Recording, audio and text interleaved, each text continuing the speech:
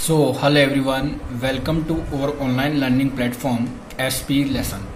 So, आज हम बच्चों डिस्कस करने जा रहे हैं जे एडवांस 2020 के कुछ इंपॉर्टेंट टॉपिक्स का डिस्कशन करेंगे। उसमें आपको बच्चों थ्योरी प्लस उस पे बेस्ड जो क्वेश्चन आए हुए हैं या वो प्रीवियस ईयर्स का हो सकता है या कुछ नया क्वेश्चन हो सकता है बच्चों, उस पर आज हम डिस्कस करेंगे और ये सीरीज चलती रहेगी बच्चों जब तक कि कुछ इंपॉर्टेंट टॉपिक्स जो हैं बच्चों वो क्लियर नहीं हो जाते।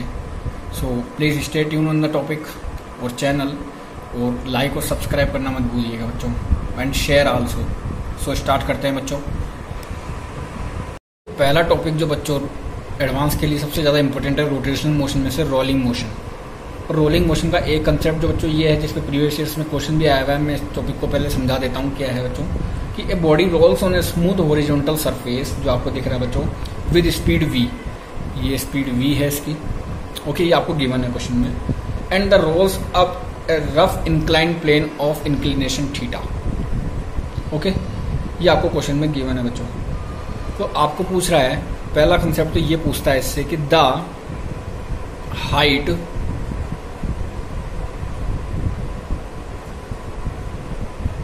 रीच्ड बाय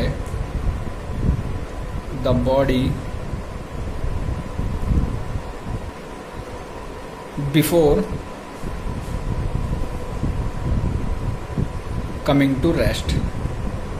पहला कंसेप्ट ये आता है बच्चों कि the height reached by the body before coming to rest. ये क्वेश्चन है बच्चों। तो इसमें हाइट जो निकाली जाती है बच्चों वो निकाली जाती है v²/2g ब्रैकेट 1 + k²/r²। आपको हर बॉडी के लिए k²/r² याद रखना है। मैं आपको पहले भी बोलता हूँ वीडियो में, अभी भी बोल रहा हूँ। अच्छा, जैसे बात करें, अगर ये बॉडी क्या है, सॉलिड स्फीयर है बच्चों। अगर ये बॉडी सॉलिड स्फीयर बच्चों, ये जेई में भी आया हुआ है और ये कंसेप्ट जो रिपीट हुआ हुआ है नीट 2013 में। तो अगर सॉलिड स्फीयर है बच्चों तो उसके लिए k²/r² की वैल्यू रखोगे आप, तो आपके पास जो हाइट आ जाएगी h वो आ जाएगी 7v²/10g, ओके। जैसे अगर ये बॉडी क्या है बच्चों, होलो स्फीयर है। अगर ये बॉडी होलो स्फीयर है तो आपके पास जो हाइट आएगी बच्चों h वो आएगी 5v²/6g। आप सब कुछ का इस k²/r² की वैल्यू रखते जाओगे इसमें, आपका आंसर आता जाएगा बच्चों। जैसे डिस्क हो सकता है, डिस्क या सॉलिड सिलेंडर के लिए k²/r² सेम रहता है। और या मैं बोलूँ रिंग और होलो सिलेंडर के लिए, रिंग या होलो सिलेंडर के लिए k²/r² सेम रहता है। तो इस तरह से आप k²/r² की वैल्यू पुट करके ये हाइट आराम से निकाल सकते हो। या एक सवाल और बन सकता है बच्चों इसके ऊपर, आपको हाइट दे दे और आपको पूछ ले कि ये ऑब्जेक्ट कौन सा है, कि सॉलिड स्फीयर है, कि होलो स्फीयर है, कि डिस्क है, कि रिंग है। जैसे अभी इसके ऊपर एक सवाल करते हैं बच्चों, ये कंसेप्ट आता है, इसके ऊपर एक सवाल आता है बच्चों, वो करते हैं, जे एडवांस में आया हुआ है वो। जैसे बच्चों बात करें अपन पहले क्वेश्चन की, देखो इसके ऊपर बेस्ड है कि ये ऑब्जेक्ट है, कोई पता नहीं है ऑब्जेक्ट कौन सा है, ऑप्शन में दिए हुए आपको। ये जो मैक्सिमम हाइट तक जाता है बच्चों वो h = 3v²/4g तक जाता है। तो आपको पता करना है कि ये डिस्क है, रिंग है, सॉलिड स्फीयर है या होलो स्फीयर है। अब देखो मेरी बात सुनो, अपन ने पढ़ा हाइट सॉलिड स्फीयर के लिए कितनी होती है, 7v²/10g, और होलो स्फीयर के लिए होती है 5v²/3। इन दोनों में से कुछ भी नहीं है, तो ये दोनों तो नहीं है। अब बच्चों इसमें पुट करके देखते हैं इस फॉर्मूले में। तो हाइट की जगह मैं क्या पुट कर दूंगा, 3v²/4g which is equals to v²/2g 1 + k²/r²। अब यहाँ से k²/r² की वैल्यू निकाल लेंगे बच्चों। तो ये कितने टाइम कट गया, 2 टाइम्स, ये 3/2 आ गया बच्चों। ये यहाँ से 1 माइनस होगा तो कितना हो जाएगा बच्चों, 1/2 विच इज इक्वल्स टू k²/r²। और k²/r² 1/2 किसके लिए होता है, या तो होता है डिस्क या सॉलिड सिलेंडर के लिए। तो सॉलिड सिलेंडर तो है ही नहीं ऑप्शन में, तो डिस्क आपका आंसर हो जाएगा। तो आपको ऐसे कलेक्ट करना है इस क्वेश्चन को। बात करते हैं नेक्स्ट टॉपिक के बारे में बच्चों। फिर दूसरा आता है बच्चों रोलिंग विदाउट स्लिपिंग, जिसको प्योर रोलिंग बोलते हैं बच्चों। इसमें क्या होता है कि सरफेस के साथ जो कॉन्टैक्ट पॉइंट का वेलोसिटी होगा बच्चों वो 0 होगा। आपको ये याद रखना है कि सरफेस के साथ जो होगा कॉन्टैक्ट पॉइंट का वेलोसिटी 0 होगा। या मैं इसको और अच्छे तरीके से शो करना चाहूँ तो ये अगर ओमेगा से घूम रहा है, ये v सेंटर ऑफ मास है, तो vcm जो होगा वो किसके इक्वल हो जाएगा बच्चों, ω/r के इक्वल हो जाएगा। This is called pure rolling motion.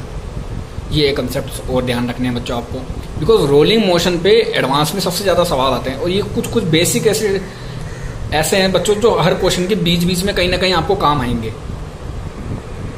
और आज का सबसे बड़ा कंसेप्ट बच्चों, if a body doing pure rolling motion, तो सरफेस के रेस्पेक्ट में किसी भी पॉइंट का वेलोसिटी आप कैसे फाइंड आउट करोगे? v vector which is equal to v cm vector plus omega cm cross r vector. अब बच्चों देखो, ये एक स्फेयर है, इसमें मैंने 5 पॉइंट बनाए बच्चों, a b c d e, और इन 5 पॉइंट्स पे वेलोसिटी अपने को निकालनी है। ये r/2, ये r/2, ये r/2 और ये r/2। इसका मतलब ये r हो गया और ये r हो गया और ये v cm से आगे जा रहा है बच्चों। आपको बताना है कि वी ए वेक्टर कैसे लिखेंगे बच्चों। तो फॉर्मूला क्या है अपने पास? V C M vector plus omega C M vector cross R vector. तो वी ए कैसे लिखोगे बच्चों? V C M plus omega into R कितना हो गया बच्चों? ये आर हो गया, यस और नो? तो ये हो गया आर। अच्छा, आपको पता है कि प्योर रोलिंग में वी सी एम कितना होता है बच्चों? ओमेगा आर होता है। तो omega R plus omega R कितना हो गया? 2 ओमेगा आर। ये वी ए की वेलोसिटी आ गई। वी बी की लिखोगे बच्चों, तो वी बी में क्या करेंगे? वी बी देखो, which is equal to V C M plus omega into R. R कितना है बच्चों बोलो? r/2 है, ये मैंने लिख दिया r/2।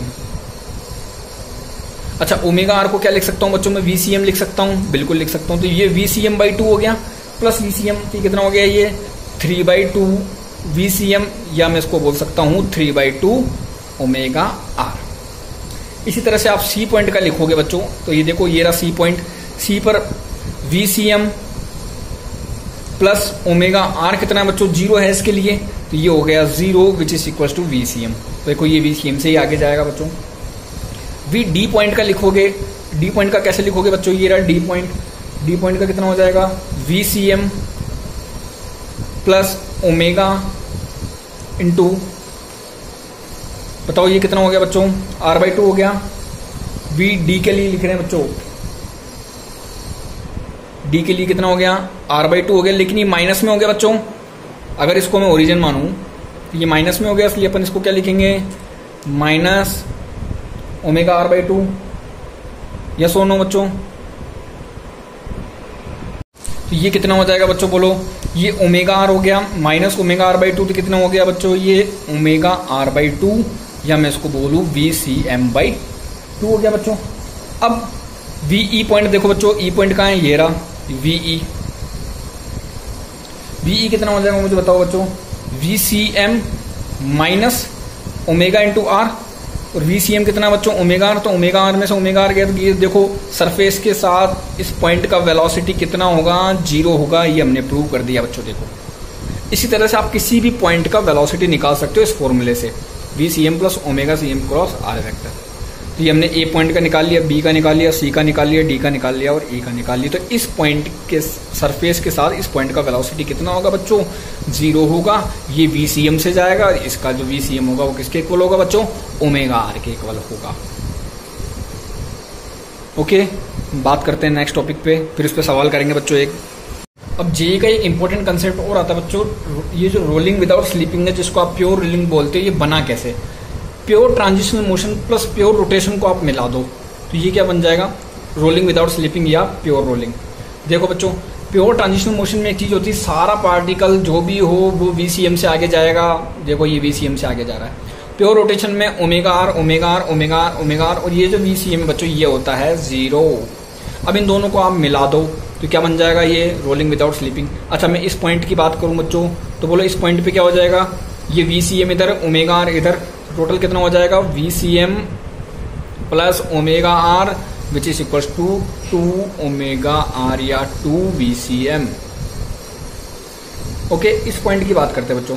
तो इस पॉइंट पे देखो, वी सी एम तो इस डायरेक्शन में है, ये रहा वी सी एम इस डायरेक्शन में है, ओमेगा आर इस डायरेक्शन में है बच्चों, ये ओमेगा आर इस डायरेक्शन में, या मैं बोलूँ एक वी सी एम इस डायरेक्शन में।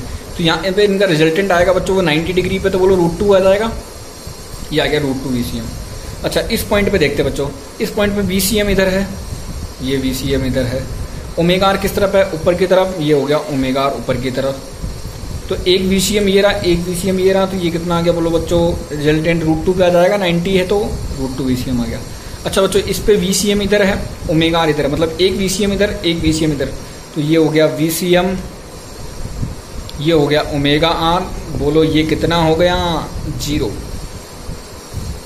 और इस पॉइंट की बात करें तो यहाँ पे वी सी एम है, यहाँ पे 0 है, तो बोलो बच्चों ये आगे जाएगा वी सी एम से। तो इसको बोलते हैं रोलिंग विदाउट स्लिपिंग या प्योर रोलिंग। अगर प्योर ट्रांजिशन प्योर रोटेशन को आप मिला दो, ये चीज ध्यान रखनी बच्चों। अच्छा, अब देखो बच्चों, इसको अपन डायग्राम में शो करें तो कैसे दिखेगा ये। इसका मतलब ये पूरा टॉप की बात करते हैं, ये टॉप पॉइंट है और ये सरफेस है। ओके, ये पूरा टॉप पॉइंट ले लिया मैंने। देखो ध्यान से बच्चों, ये ऐसे कर लेते हैं इसको। ये पूरा टॉप पॉइंट हो गया, इसको टॉप पॉइंट मान लूं मैं, और ये सरफेस हो गया। या सुनो, अब आप टॉप टू सरफेस देखो, टॉप पे कितना है 2 VCM है, फिर यहाँ पे सेंटर पे VCM है और फिर एंड में आके 0 है। इसका मतलब टॉप पे 2 VCM था, फिर घटते घटते घटते डिक्रीज होते होते VCM पे आ गया बच्चों, और फिर और घटते घटते घटते घटते यहाँ पे 0 पे आ गया। इसका मतलब ये कुछ ऐसा बनेगा। यहाँ पे 2 VCM था, यहाँ पे VCM था, और यहाँ पे आते आते बच्चों 0 क्या हो, 0 हो गया। ओके, इसका मतलब अगर मैं इस A पॉइंट मान लूँ तो A पॉइंट कितने पे 2 VCM पे है बच्चों, यस और नो। इसको D मान लो तो D कितने पे √2 CM पे है। इसको B मान लो, B कितने पे है 0 पे है। इसको C मान लो, C कितने पर है √2 VCM पर है। ये पूरा फंडा हो गया बच्चों। अब ये बेसिक बच्चों हर जगह काम में आता है आपको जब प्योर रोलिंग का आप सवाल करते हो तो। अब इस पर बेसिक सवाल करते हैं जो एडवांस में आया हुआ है। अब बच्चों इसी कंसेप्ट से अपन IIT JEE 2004 का सवाल सोल्व करते हैं बच्चों। सवाल क्या है कि एक डिस्क है जो कि रखी हुई है सरफेस के ऊपर और प्योर रोलिंग कर रही है बच्चों, या रोलिंग विदाउट स्लिपिंग कर रही है। तो आपको बोल रहा है कि PQR 3 पॉइंट दे रखे हैं, इनको वेलोसिटी के मतलब बढ़ते हुए क्रम में व्यस्त करना है अपने को। मतलब सबसे ज्यादा वेलोसिटी किसका होगा उसको पहले रखना है। तो बोलो, आपको पता है कि मैंने जैसे जैसे आप टॉप टू सरफेस आओगे बच्चों या टॉप टू बॉटम आओगे, वेलोसिटी कम होता जाएगा। यहाँ पे 2 VCM होता है, यहाँ पे VCM होता है, यहाँ पे 0 होता है। तो आपको डायरेक्ट ही पता पड़ गया यहाँ पे VR सबसे ज्यादा होगा, देन VQ और देन VP। ये लो खत्म हो गया बच्चों सवाल ही। ऐसे करना है इसको। तो ये 20 सेकंड का सवाल था बच्चों, अगर आपको कंसेप्ट पता है तो। ओके, ये ऐसा नहीं है कि ये इसी सवाल में कंसेप्ट काम में आया है। बहुत सारे जो IIT में सवाल आते हैं, ये जब डिस्क होती है वो एक वेज के ऊपर रखी हुई हो या एक प्लांक के ऊपर रखी हो, कैसे भी रखी हो बच्चों, तो उसमें छोटे छोटे कंसेप्ट लगते हैं जो आपको आने जरूरी है। सवाल बड़े में बच्चों बच्चा अटकता नहीं है, बच्चा अटकता है छोटे से कंसेप्ट में जो उसका पूरा सवाल गलत कर सकता है। तो आई होप आप समझ गए होंगे। चलो एक कंसेप्ट और करते हैं आज लास्ट का, इसी पर बेस्ड प्योर रोलिंग पे कल बात करेंगे एक नए कंसेप्ट के लिए। चलो लास्ट कंसेप्ट करते हैं अपन आज। फिर जो IIT JEE को सबसे चाहिता टॉपिक, जो IIT JEE वाला पेपर बनाने वालों को सबसे ज्यादा अच्छा लगता है, वो है रोलिंग बॉडीज और मूविंग प्लेटफॉर्म बच्चों। इसमें 3 चीजें आपको याद रखनी है, 2 या 3 चीजें मैं आपको बताऊंगा। पहला तो the rolling bodies does not slide on the surface on which they are moving. तो वो जो रोलिंग बॉडी है उस पर स्लाइड नहीं करेगी बच्चों जिस सरफेस पे वो मूव कर रही है। दूसरी बात, if they are rolling on a moving platform, the point of contact of the body with the platform, ये रहा, the point of contact of the body with the platform should have same velocity as the platform. इसका मतलब ये VP और U जो है बच्चों ये इक्वल है। यही कहना चाह रहा है ये कि the point of contact of the body with the platform, ये रहा, the point of contact of the body with the platform should have the same velocity as the platform. अब अपने को ये चीज तो पता हो गई, चलो ये ठीक है। अब बच्चों ये काम में कैसे आएगा वो भी देखते हैं। तो अपन क्या करते हैं, कंसिडर करते हैं कि ये एक डिस्क है, ये इस प्लेटफॉर्म पे जा रही है बच्चों, ये प्लेटफॉर्म पे पड़ी है, ये VP से आगे जा रहा है बच्चों, ये VCM है और ये ओमेगा है। तो आपको जब VP की इक्वेशन लिखोगे तो वो कैसे लिखोगे बच्चों, VCM माइनस ओमेगा लिखोगे, VCM माइनस ओमेगा, यस और नो। तो VP जब लिखूंगा मैं वो लिखूंगा VCM माइनस ओमेगा। अच्छा, एक्सेलरेशन ऑफ प्लांक लिखोगे तो वो कैसे लिखोगे बच्चों, ACM मान लो इसको, सेंटर का एक्सेलरेशन ACM मान लिया, माइनस R अल्फा। अल्फा क्या है बच्चों, आपको पता है एंगुलर एक्सेलरेशन है बच्चों। अच्छा, इसके लिए पहले सिचुएशन आती है फॉर फॉरवर्ड स्लिपिंग। अगर ये फॉरवर्ड में जाना चाहता है बच्चों तो आपको दिख रहा है कि VCM minus omega R, VCM minus omega R जो है वो VP से ज्यादा होना चाहिए, तभी ये फॉरवर्ड स्लिप कर पाएगा बच्चों। या मैं बोलूं ACM माइनस R अल्फा जो है वो AP से ज्यादा होना चाहिए, तभी ये फॉरवर्ड स्लिपिंग करेगा। अच्छा, आपको बोले भाई बैकवर्ड स्लीपिंग के लिए क्या है, तो फिर VP ज्यादा होना चाहिए बैकवर्ड स्लीपिंग के लिए, या मैं बोलूं AP ज्यादा होना चाहिए बैकवर्ड स्लीपिंग के लिए। ये कैसे इस काम में आएंगे आपको क्वेश्चन सॉल्विंग के टाइम में। जैसे मैं इस पर एक सवाल करके बताऊंगा बच्चों अभी आपको। ओके, चलो एक सवाल करते हैं इसके ऊपर। जैसे आपको एक क्वेश्चन दिया हुआ बच्चों की a sphere of radius R rolls without slipping between two planks, इसका वेलोसिटी v1 इसका वेलोसिटी v2 है। Speed of centre of the sphere आपको फाइंड आउट करनी, मतलब v फाइंड आउट करना है, और angular velocity of the sphere मतलब ओमेगा फाइंड आउट करना है बच्चों।